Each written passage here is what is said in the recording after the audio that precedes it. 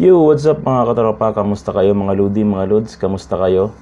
Welcome back na naman sa akin channel. Ang channel na kung saan ay pwede kang matutong mag-wiring. Okay, sa tutorial na ito mga katropa, mga ludi, tuturuan ko kayo ng basic wiring o basic na tip lang sa inyo kung paano mag-replace ng bagong battery. Okay, kasi yung iba, pagkabili ng battery, ilalagay kagad sa motor. Makalipas ng 3 linggo, 1 buwan o 2 buwan, busted na yung kanilang battery. So mayroon tayong procedure dyan para humaba yung buhay ng ating bagong battery kahit na ito ay replacement lang o tiyay ng battery lang. So nasa procedure yan kung paano ikakabit yung bagong battery. Okay? So simulan na natin ang basic na tip na ito.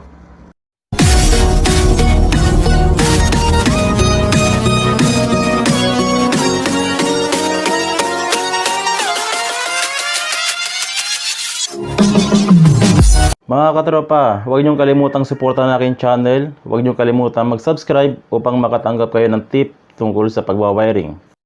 Okay naman mga tropa, kung malapit lang kayo sa Lingayen, Pangasinan, Artacho Street, pwede niyo akong sadyain dyan sa repair shop upang magpa-wiring kayo ng personal sa akin sa inyong mga motor. Okay, gaya ng sinabi ko mga katropa, basic tip and guide lang ito. Okay? So itong battery ng customer pumunta sa akin dahil lobat, 2 months pa lang daw o magto 2 months pa lang lobat na kaagad. So chinek ko yung charging niya, good naman. Ang sabi ko may problema yung battery. So nakulitan na siya, ayaw nang palitan yung battery niya. So pumunta na sa amin para palitan na lang ng battery sa amin. Sa amin na lang bibili. Okay, so ituturo ko na rin sa inyo para maiwasan natin yung ganitong sistema na mabilis masira ang battery. Kung titignan nyo, ayaw gumana ng kanyang push button. Talagang lobat na siya, pero good yung charger niya.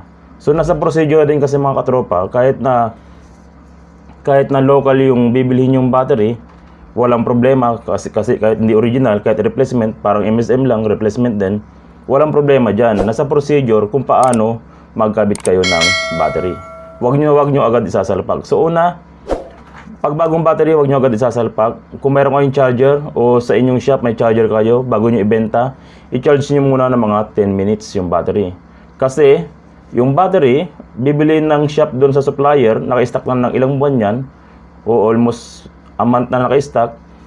Darating sa shop, may stock ulit ng ilang buwan, bago mabili ng customer, may stock ulit siya. So pag nabili na ng customer, halos wala ng pondo yung battery, pag gagamitin niya sa motor niya, ay nadidrain agad yung battery, hindi nakakabuelo. So napaka-importante yan, i-charge niyo muna yung kanyang battery ng 10 minutes lang. Okay? Para mabuhay yung battery niya, mabuhay yung amperahe niya, at maiwasan na madrain siya pag ginamit ng customer. Kasi nga, na-overstock na siya bago siya mabili. Okay?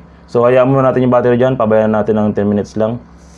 Tanggalin natin muna ang kanyang lumang battery ito. Itong lumang battery niya mga katropa ay 2 months pa lang na nabili niya. Pero lobat na o dead na kasi nga hindi tama yung procedure ng pagkakabit.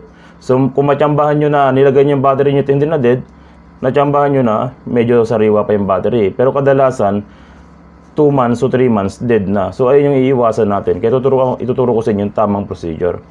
Next natin, bago tayo magpalit ng battery mga katropa, importante, linisin natin yung kanyang terminal. So yung iba, nagpapalit lang ng battery, hindi nililinis yung terminal.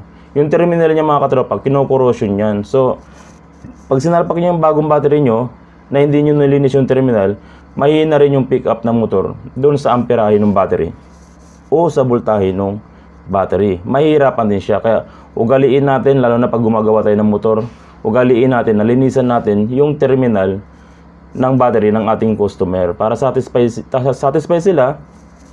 At the same time, malakas yung bigay ng battery doon sa motor o malakas yung pasok ng motor doon sa battery, yung charger. Okay, so linisan natin yung kanyang terminal kasi meron niyang yung acid ng lumang battery, yung corrosion acid, ayan, na babalutan na yung tanso ng acid.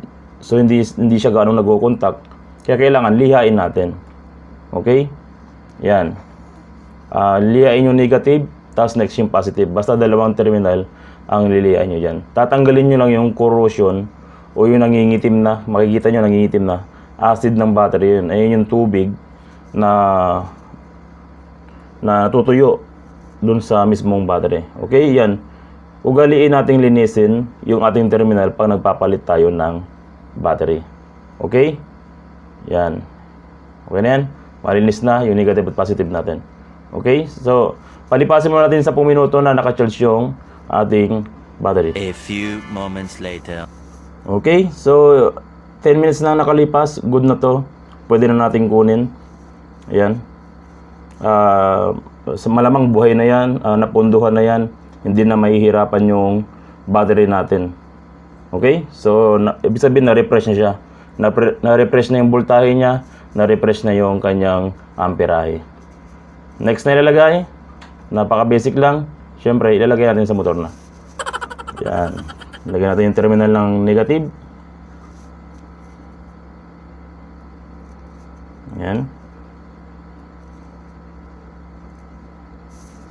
Sa terminal ng battery mga katropa, yung tornilyo, siguraduhin nyo mabuting hindi loose yung tornilyo. Dapat mahigpit siya para solid yung bigay ng kanyang voltahe sa motor. Okay, so nilagay na natin mga katropa. Next natin, ayan na, nilagay na natin. Ang next natin mga katropa, wag muna natin i-push button kagad. I-kick muna natin yung motor. Parang i-paanda rin muna natin sa kick para hindi mahirapan yung starter ng motor niya. Kasi mga iba, paglagay ng battery, push button kagad, hindi umaandar yung motor. Okay, so i-kick muna natin, pa-warm up muna natin. Okay, yan. So, pwede na yan. Okay. Yan, good na yan. Patay na natin at pwede na natin i-testing yung kanyang starter. Push button na natin. Okay. Yan. So, isa pa. Subukan natin ulit isa pa. Patayin natin. Push button ulit natin. Okay, so good na yan mga katropa. Yun lang mga katropa, ang simpleng tip. Basic tip lang ito mga katropa. Alam nyo naman, ang basic, lahat tayo dyan nagsisimula sa basic. Kaya kung gusto matutong mag-wiring, simula muna sa basic.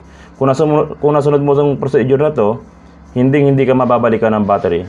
At mahaba yung lifespan ng battery mo. Okay mga katropa, salamat sa inyo at ingat.